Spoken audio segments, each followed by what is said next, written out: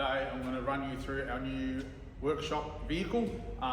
Previously I had a Chevy 2500, so it's not going to be a fair comparison, but I will be comparing them in some things. Now we've gone and got ourselves a new Ranger Super Duty XL cab chassis. We're going to be kitting this up, working with some of our suppliers, putting a bit of gear on it over the next 4 or 5 months, and putting some gear in it, and I'll run you through our thoughts on it.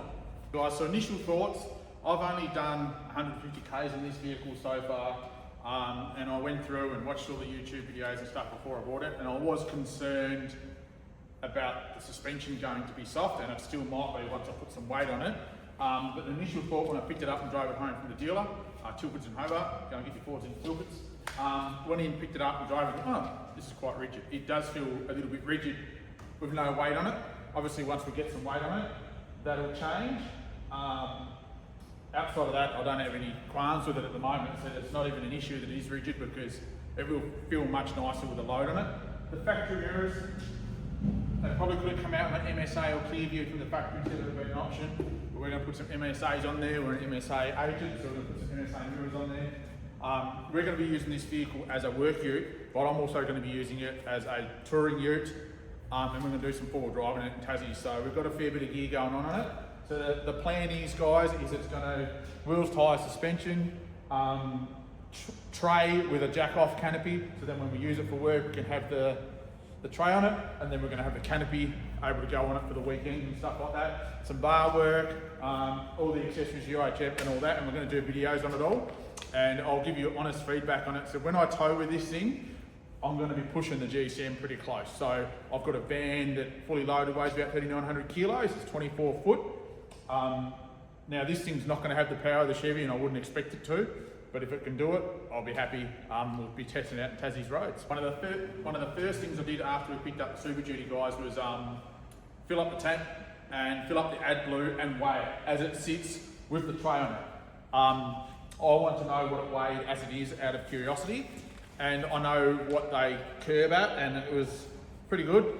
We've got a fair bit of payload in here. So the weight of this vehicle is 2,763 kilos as it sits. No other gear in it, no accessories, just an aluminium tray and a full tank of diesel and a full tank of AdBlue. So 2,763 kilos gives us 1,737 kilos of payload.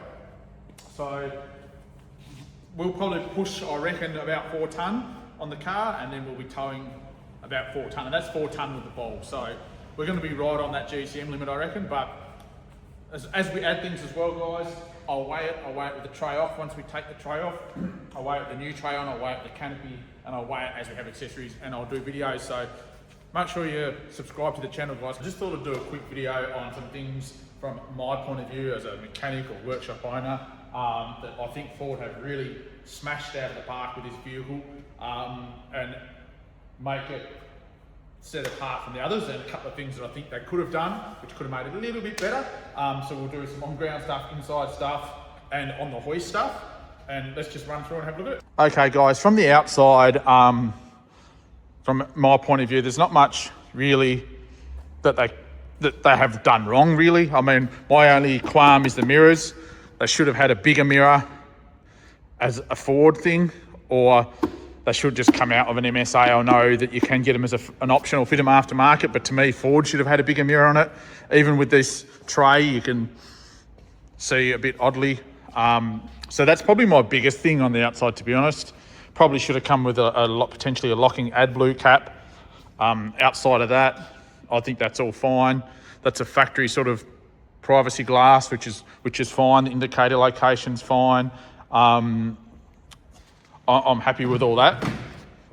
Now, some things that I'm about to point out are on other vehicles, but there's just some things that they've done on this that do make it, that stand out a little bit. So from the factory, recovery points, smooth edges, fantastic for soft shackles, 2 on the front, 2 on the rear.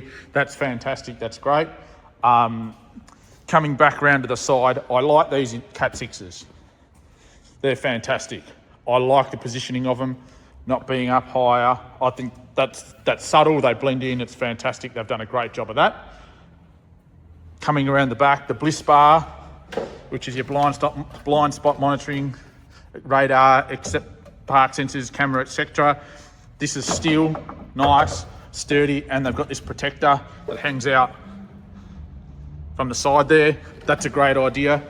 Doesn't look like those stupid steps that you got on some of them. Rear recovery point, same thing, nice, smooth. It's fantastic. Factory 12-pin plug. Pro backup assist. Look, I'm not a massive fan of it. I've used it before, but some people that'll be great. Factory snorkel, obviously. Fantastic. It's another great thing. The other thing that is fantastic from my point of view is, it's a bit hard to see in here, it's a grommet into the back of the cab, so when you add canopies and stuff, you can nicely run the wiring through there. And obviously, look, there's lots of review videos out there, so I'm not going to run through too much on stuff, but obviously the auxiliary switches on the roof, like, that's great, that's fantastic. A lot of thought's gone into that for the accessories and stuff, which is great. And of course, moving on from that side of it, under the bonnet, having the wiring patch harnesses there and the separate fuse box for those switches is all great. So they've really thought about a lot of stuff when you look at the top side of it. And we'll go underneath and have a look. Okay guys, now we'll have a look underneath it. Now I'm not going to talk about all the changes from a normal next gen Ranger to the Super Duty, but what I will do is, if we do get one in here on a hoist side by side, I will do a comparison for you. First thing, straight up, disc brake rear end. Hallelujah, fantastic. I had an F-150 with a coiled unit. Disc brake arse end was fantastic. Stops fantastically. Massive lower control arms, cast aluminium. That is what it is. Sort of bash plate there in the factory. Bash plates and protection under there. Look, really, no need to do anything aftermarket bash plate wise that I can see. It all looks pretty good. It's all pretty solid. I don't see any point in going out and doing anything too extreme. Yes, you can buy aftermarket plates, colour code and personalise and whatever, but that's going to do the job for most people unless you're getting pretty hardcore. Protects the transmission well. The transmission pan's up in there, so it's all pretty well protected, guys. Good clearances around everything. Everything's shielded nicely. Lots of bracing. That all looks good. Big fuel tank. Once again, factory protection on it, which is great. Protects that whole tank through there.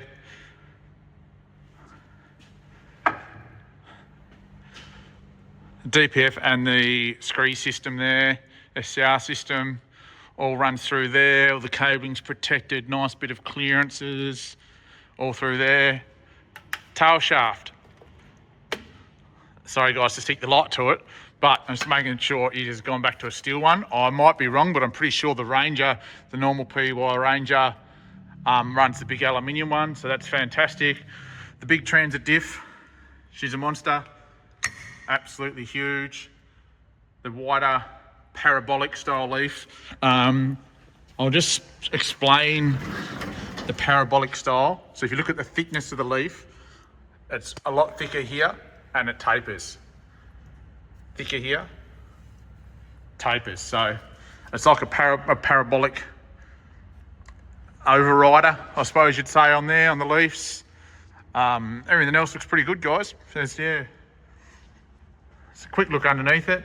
I'm only doing a quick look.